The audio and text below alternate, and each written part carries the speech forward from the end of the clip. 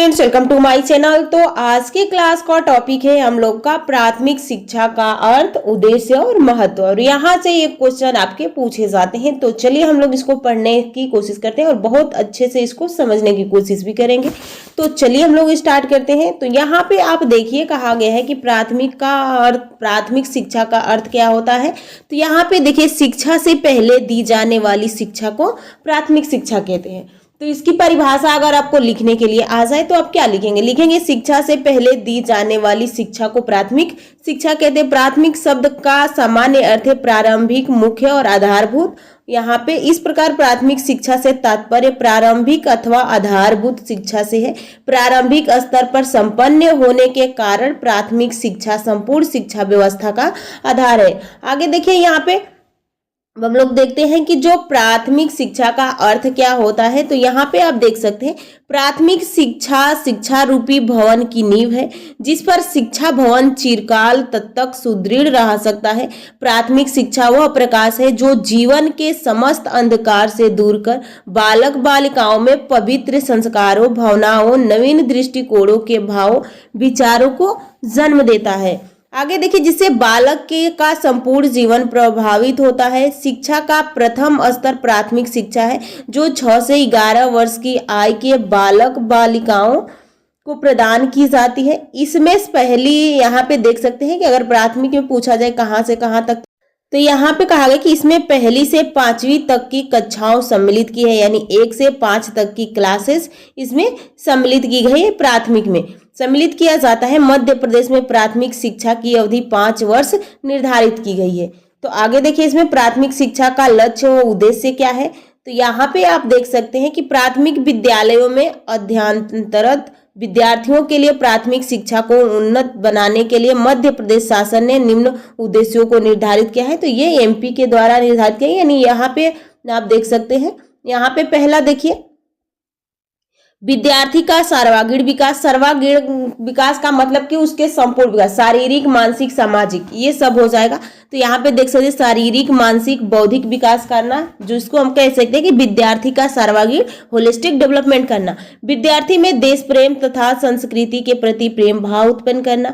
विद्यार्थी में अनुशासन की भावनाओं का विकास करना। देखते हैं, कहा जाता है कि जब बच्चा छोटा होता है तो आप उसको जैसा परिवेश में रखते हैं बच्चा वैसे ही ढल जाता है। आप उसको जो चाहे वो बना सकते हैं जब बच्चा छोटा है, क्योंकि बच्चा आपका देख के करता है, आपके सुन के करता है। तो कहा जाता है कि छोटे बच्चों के सामने अब्द शब्द का प्रयोग नहीं करना चाहिए, गाली उन लोग के सामने नहीं देनी चाहिए, क्योंकि वो आप ही के शब्द को सुन रहा है। अभी उसको इतना पता थोड़ी ना रहता है कि कौन सी बातें सही है, कौन सी बातें गलत है। आगे देखिए, इसमें विद्यार्थियों में शिक्षा के प्रति रुचि एवं एकाग्रता उत्पन्न करना। विद्यार्थियों को मूलभूत आधारों पर व्यवहारिक ज्ञान का पाठ पढ़ाना। अगला देखिए, विद्यार्थियों में भाईचारे की भावना का विकास करना। प्राथमिक शिक्षा के उद्देश्य के निर्धारण का सर्वप्रथम प्रयास भारतीय शिक्षा आयोग हंटर कमीशन 1882 ने किया था। तो हंटर कमीशन हम लोग पढ़ चुके हैं, वुड का आदेश पढ़ चुके हैं। तो क्लासेस आप नहीं देखे हैं तो जरूर देखिएगा, और वहां से फिक्स है कि आपके क्वेश्चन पूछे ही जाएंगे। तो उस नोट्स को आप टेलीग्राम से जुड़ के डाउनलोड कर लीजिएगा। यहाँ पे JLV एकेडमी के नाम से ही टेलीग्राम है, तो वहां से जुड़ के आप डाउनलोड कर लीजिएगा और उस क्लास को जरूर देख लीजिएगा। आयोग ने प्राथमिक शिक्षा के मात्र 2 उद्देश्य निर्धारित किए थे, जिसमें प्रथम उद्देश्य जन शिक्षा का प्रसार तथा द्वितीय उद्देश्य व्यवहारिक जीवन की शिक्षा। आगे देखिए, इसमें कोठारी आयोग देखिए, कोठारी आयोग क्या है। तो कोठारी आयोग 1964 से 66 में अपने प्रतिवेदन में प्राथमिक शिक्षा के उद्देश्य के संबंध में लिखा है, आधुनिक प्राथमिक शिक्षा का उद्देश्य बालक को भावी जीवन की परिस्थितियों का सामना करने में समर्थ बनाने के लिए है। शारीरिक एवं मानसिक प्रशिक्षण देकर उसका इस प्रकार से विकास करना कि वह वास्तव में एक उपयोगी नागरिक बन सके। यानी कोठारी कमीशन का कहना था कि बच्चों को इस तरह से शिक्षा देनी है कि वो आगे चल के एक अच्छे नागरिक बन सके। आगे देखिए, इसमें आगे है विभिन्न उपयोग के आधार पर राष्ट्रीय शैक्षिक अनुसंधान व प्रशिक्षण परिषदों द्वारा निर्धारित उद्देश्यों के आधार पर प्राथमिक शिक्षा के प्रमुख उद्देश्य क्या है? तो बालकों को उनकी मातृभाषा क्या होती है? जब बच्चा जहां जन्म लेता है उसके मम्मी पापा या उसके आसपास के लोग जो भी भाषा, उसके परिवार के लोग जो भी भाषा बोलते हैं तो उसको हम मातृभाषा कहते हैं। तो वही उसकी क्षेत्रीय भाषा तथा उनकी प्राकृतिक एवं सामाजिक पर्यावरण का ज्ञान कराना है।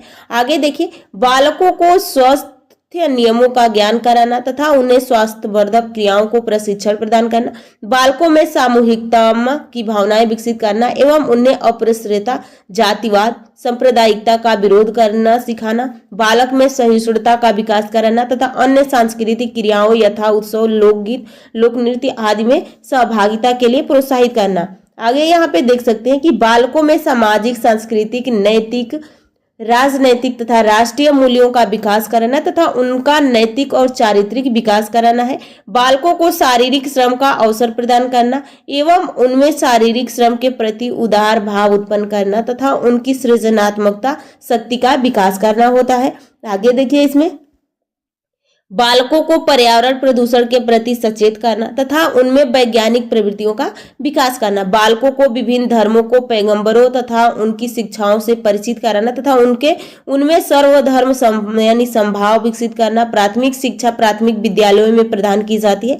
प्राथमिक विद्यालय यहाँ पे देख सकते हैं कि प्राथमिक शिक्षा का एक महत्वपूर्ण औपचारिक, तो एक देखिए यहाँ पे औपचारिक दिया है और एक यहीं पे अनौपचारिक होता है। तो ये समझ लीजिए क्या होता है, अनौपचारिक होता है।